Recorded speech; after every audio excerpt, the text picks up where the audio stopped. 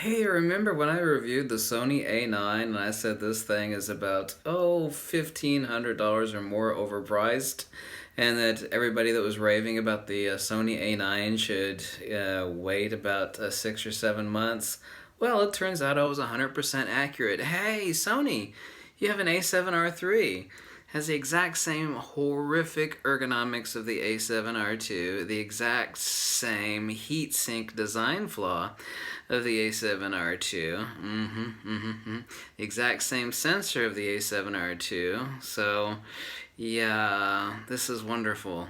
We have the updated autofocus tracking engine of the Sony A9, a 10 frame per second mechanical shutter, because the 5 frame per second mechanical shutter, which you need for flash photography. Yeah, so it's twice as good as the A9. Yeah. And it's $1,200 plus cheaper than the Sony A9. So all those people that bought the Sony A9 that were raving about how it's the best thing since sliced bread, now they're going, "Don't!"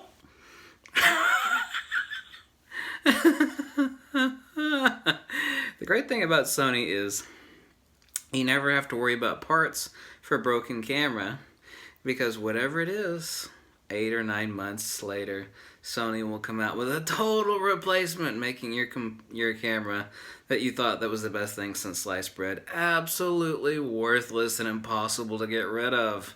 Yeah.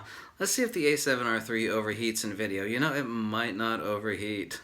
So now everybody that was saying that the Sony A9 is the best thing on earth, well, now the Sony A9 is effectively a turd muffin, thanks to the Sony A7R III.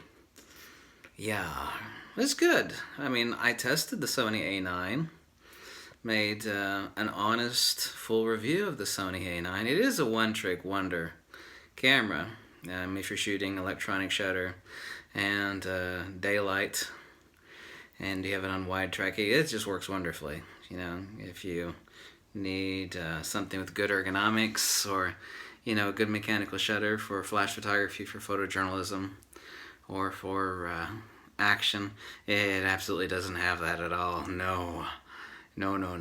So, well, all Sony fans should rejoice. Now there's a new best camera in the world, and to be sure, 8 months from now, the A7R III, well, 8 months from November when it's released, the A7R III will be supplanted by a new best camera in the world, and it will have the exact same horrific ergonomics of the other cameras before it. Yeah, wonderful. Yeah, so Sony invented the XQD card, but they're still using SD cards. So let me get this straight. Sony, who invented the XQD card, that's being used by Nikon. But Sony, who invented the XQD card, is using SD cards. Yeah, I see the logic there. Perfectly logical. Yeah, exactly. So my prediction of a few months ago when reviewing the Sony A9 was accurate. So it's good news that the A7R III will be $1,200 plus cheaper than the Sony A9. So now all those Sony A9 owners can look on with despair. A little tear rolls down their eye. There's a new camera in town, making their old camera a worthless thing to get rid of as soon as possible. Welcome to the world of Sony. Every camera is awesome for a few months, and then something new comes out. Yeah, so if you're a Sony owner, buy the camera, get rid of it 5 months later, because to be sure, 6 months later, 6 to 9 months later, something new will be announced. Sony! Losers!